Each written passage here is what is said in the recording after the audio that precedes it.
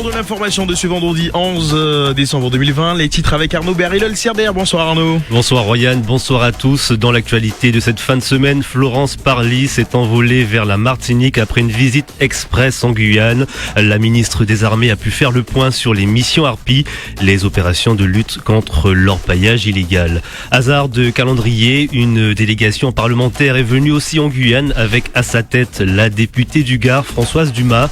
Selon elle, notre territoire a besoin d'un schéma spécifique dans la gestion des forces armées. L'INSEE s'intéresse à la communauté des communes des savanes. Dans son rapport, l'Institut de statistique établit la nécessité d'un développement économique autre que le spatial. On y revient. Et puis on parlera justement du spatial avec le CNES qui passe au vert. L'Energy Observer, laboratoire de l'écologie, fait escale en Guyane. Le centre spatial qui consomme beaucoup d'énergie est intéressé par ces technologies. Reportage à suivre. On terminera avec du sport et le championnat de handball. Les hommes de l'USL Montjoly ont battu l'US Matoury 36-26. Chez les femmes, match annulé en raison d'un cas Covid dans les effectifs. Voici votre journal de 18h. Bienvenue. Et un journal de 18h également en diffusion sur le Facebook Live de Radio Pays. Vous les dire en titre, on revient sur la visite de la ministre des Armées en Guyane. Et après une visite sur la base aérienne 367 près de l'aéroport Félix-Éboué, Florence Parly s'est rendue au quartier militaire de la Madeleine à Cayenne. Une visite très rapide qu'a suivi Clément Buzalka. Après la revue des troupes sur la place d'armes de la Madeleine, le cortège de la ministre repart en trombe pour à peine 200 mètres. Dans le quartier d'habitation des forces armées, Florence Parly a posé la première pierre d'une future crèche à destination de 30 enfants de militaires. Vite fait, bien fait, la ministre repart au pas de course vers un pupitre. Elle est venue ici parler mission Harpie et de ses objectifs sans cesse repensés. C'est une opération qui s'adapte sans cesse à l'adversaire, si je puis dire, et l'adversaire lui-même est très mobile. Donc oui, l'adversaire change ses modes opératoires et c'est la raison pour laquelle la mission Harpie change aussi son mode opératoire. Cet après-midi, sans rentrer dans les détails, on nous a exposé ce qui est fait de façon différente par rapport à ce qui était fait l'année dernière, pour couvrir un territoire plus vaste, de façon beaucoup plus organisée, beaucoup plus coordonnée. Devant elle, officiers, sous-officiers, des soldats et certains élus, seulement quelques-uns car on note l'absence de la plupart des parlementaires, y compris ceux de la majorité, des élus qui regrettent le passage éclair de la ministre sur le sol guyanais pour son premier déplacement outre-mer. Mais Florence Parly plaide des dossiers encombrants sur son bureau, menaces terroristes et conseils de défense à répétition en tête. Je suis la première à regretter que ce séjour ne puisse pas être plus long. Et bien sûr, je n'aspire qu'à une chose, c'est à revenir. En attendant, cet aperçu des grandes lignes des dossiers a de quoi laisser les forces armées en Guyane sur leur faim, d'autant plus qu'aucune annonce n'a été faite par la ministre. Voilà un reportage signé Clément Buzalka et ce devrait être aussi furtif en Martinique où la ministre s'est rendue aujourd'hui. Florence Parly y restera là encore seulement quelques heures. Une délégation parlementaire en visite sur la question de défense. Oui, c'est un hasard de calendrier, mais une délégation parlementaire devait justement venir en Guyane se rendre compte des questions de défense. Finalement, cette visite s'est confondue avec celle de la ministre et les agendas ont été harmonisés. Il s'agit d'une délégation composée de sénateurs, mais avec à sa tête la députée du Gard, Françoise Dumas, également présidente de la commission de la défense nationale à l'Assemblée. Selon elle, un territoire comme la Guyane a besoin d'un schéma spécifique dans la gestion des forces armées. On l'écoute. Ça peut pas être géré de la même façon parce que le théâtre est très différent. D'abord, c'est un territoire en paix. On n'est pas en situation de guerre. On est sur une protection du territoire et une mise en sécurité et en tout cas une lutte en particulier contre un trafic qui se ramifie, qui détruit la nature et qui pose beaucoup de problématiques de délinquance et de criminalité.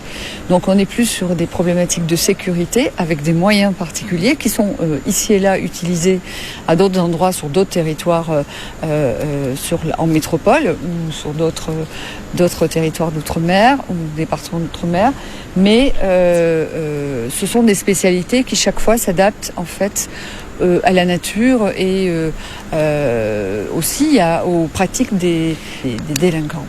Françoise Dumas, présidente de la commission à la défense nationale à l'Assemblée. L'INSEE s'intéresse à la communauté de communes des Savanes. Oui, l'organisme statistique présentait ce jeudi son diagnostic de territoire de la CCDS et le constat est sans appel. Le développement notamment démographique se tasse dans cette dans cette communauté des communes. L'âge d'or du spatial est derrière nous selon l'INSEE.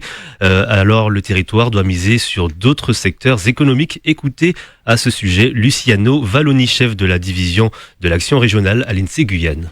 Il faut trouver d'autres voies pour venir renforcer ou soutenir ce qui a été fait dans les années précédentes, qui faisait que c'était un territoire moteur et extrêmement dynamique en Guyane. Alors c'est vrai qu'aujourd'hui, il y a des perspectives qui sont moins réjouissantes, notamment en particulier sur le spatial, mais il y a des pistes qui peuvent être explorées. C'est un territoire des savanes vaste qui peut investir dans l'agriculture. Il y a déjà quelques expériences en cours dans l'agriculture biologique, par exemple. Donc il y a des pistes de solutions pour redynamiser le territoire. Allez, nous faisons le point épidémiologique comme chaque jour. Oui, 78 cas déclarés positifs au Covid-19 ce vendredi 11 décembre sur 929 tests réalisés. Dans le détail, 51 cas sur l'île de Cayenne, 19 à Kourou, 3 à Macouria, 3 cas à Saint-Laurent-du-Maroni, 1 cas à Sinnamary et 1 cas sans commune confirmée. Au total, on compte 11 755 cas positifs depuis le début de l'épidémie. Et puis du côté des hospitalisations, 14 patients sont hospitalisés et plus aucun en réanimation. Et puis on le rappelle, 71 personnes sont malheureusement décédées du Covid-19 en Guyane. Et justement, nombre de cas qui augmente fortement cette semaine, alerte l'ARS. L'agence régionale de santé annonce une reprise de l'épidémie. Plus 359 cas positifs cette semaine contre 180 la semaine dernière. Selon l'ARS, cette augmentation est d'abord due à la hausse des contaminations chez les adolescents et chez les jeunes adultes. Les cas ont également augmenté chez les plus de 60 ans. En prévision pour les prochains jours, selon l'ARS, les vacances de Noël risquent donc d'accélérer davantage la propagation du virus que de la freiner. Dans le reste de l'actualité, l'Agence spatiale européenne lance la construction de la navette automatique Space Rider. Oui, le 9 décembre dernier, l'Agence spatiale européenne a signé 2 contrats actant la construction d'une navette spatiale réutilisable appelée Space Rider. Il s'agit d'une mini-navette de 2,4 tonnes sans équipage, capable de transporter une charge utile de 800 kilos et un espace de 1200 litres de volume. Elle effectuera différentes missions telles que des expériences en orbite basse, de l'observation terrestre ou des inspections de satellites. 2 sites d'atterrissage sont envisagés, Kourou ou l'archipel des Açores. Le projet est financé à hauteur de 40 millions d'euros. Le premier lancement de la navette est attendu pour la seconde moitié de 2023. Elle devrait décoller de la base de Kourou et propulsée par le lanceur européen Vega C. Et on reste toujours dans le secteur spatial avec l'Energy Observer, le laboratoire de l'écologie fait escale en Guyane. Oui, l'Energy Observer, c'est un voilier qui effectue actuellement un tour du monde. À son bord, tout un attirail de technologies à l'essai, des technologies durables, éolien, solaire, hydrogène, pour prouver qu'elles peuvent remplacer les énergies polluantes. Ces expériences peuvent être appliquées à d'autres systèmes, le spatial par exemple. Reportage sur l'Energy Observer à Kourou, Florian Royer. C'est un bateau un peu inhabituel qui a accosté dans le port de Pariacabo. On a 2 volets, tout est automatisé. Donc on a un réglage manuel bien évidemment, mais on a un réglage automatique. Donc il y a des capteurs là-haut, on a des girouettes. Ce navire, c'est l'Energy Observer, de passage en Guyane. Et sa particularité, c'est d'être écolo au maximum. Son capitaine et fondateur, Victorien Hérussard. C'est un navire laboratoire, ça fait 3 ans et demi qu'on navigue avec. Et donc chaque année, on remplace des systèmes.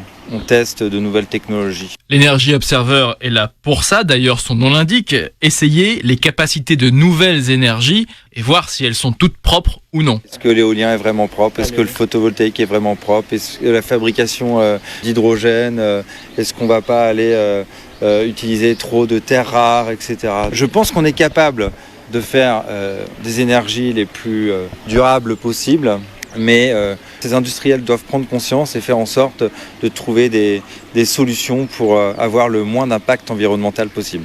Les expériences menées avec Energy Observer intéressent les entreprises, notamment le spatial. Le CNES parraine le bateau car des technologies peuvent intéresser cette industrie. C'est ce qu'explique Laurence Monnoyer-Smith. À partir du 1er janvier, elle occupera un poste tout nouvellement créé, directrice du développement durable au Centre national d'études spatiales. C'est un modèle réduit de ce qui pourra se faire plus tard sur les gros bateaux, mais aussi ce qui peut se faire au niveau d'un territoire. On va passer d'un système qui est raccordement EDF à un système où en fait on va avoir toutes ces briques à assembler. Il va falloir l'organiser, le manager, etc.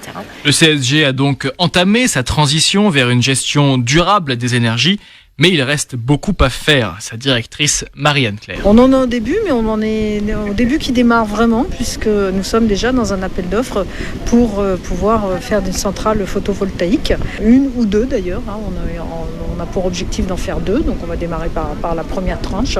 Et là déjà les contrats démarrent et c'est donc du concret d'ici quelques semaines. Et le but, c'est d'atteindre 90% d'énergie renouvelable au CSG à l'horizon 2030. Voilà, un reportage signé Florian Royer. Et on ouvre maintenant une page sportive et on commence avec du handball. Oui, les hommes de l'USL Montjoly ont battu l'US Matoury 36-26. Jusqu'à la mi-temps, le match était bien serré, 15 partout. Tout s'est joué en deuxième période. On écoute le capitaine de l'USL Montjoly, Jean-Marc Laurent, au micro d'Alain Paulbin. Jean-Marc Laurent, vous avez relevé la tête une défaite le week-end dernier à Saint-Laurent et ce soir, on a vu une formation de Montjoly beaucoup plus concurrente. Oui, on tenait à cœur, surtout après la déconvenue à Saint-Laurent. C'était pas du tout normal. On a quand même un rang à défendre. Donc on était obligé de ce soir de d'hausser le niveau. Confiant pour la suite de ce championnat? Non, jamais confiant. On espère juste que ça va continuer, ça va arriver à son terme. Puisque c'est vrai qu'arrêter une saison en cours et puis on est resté quand même 8-9 mois sans jouer. Le retour à la compétition n'était pas facile avec la fermeture des gymnases et tout ça.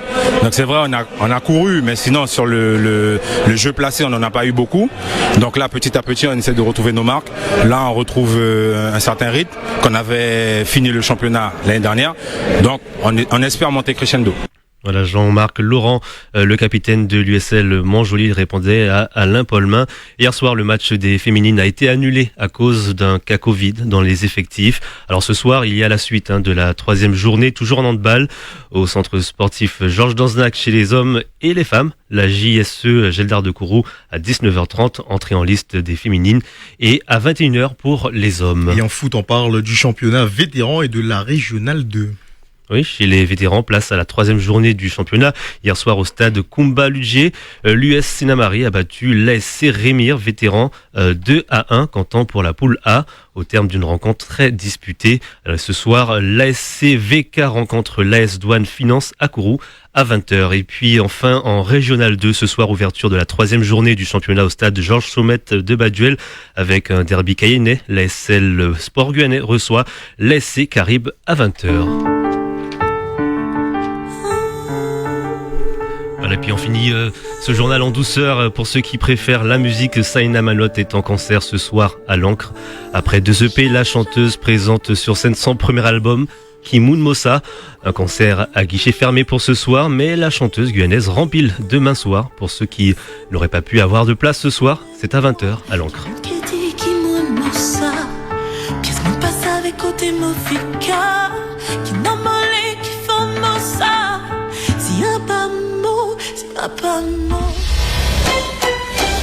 Merci beaucoup Arnaud Béry, Lol-Servir. Le prochain point d'information, ça sera lundi dans les matinales dès 5h avec Florian Royer. Edmé Douzy de retour à 13h. Quant à vous, on vous retrouve lundi à 18h. Merci, un très bon week-end à l'écoute de Radio Pays.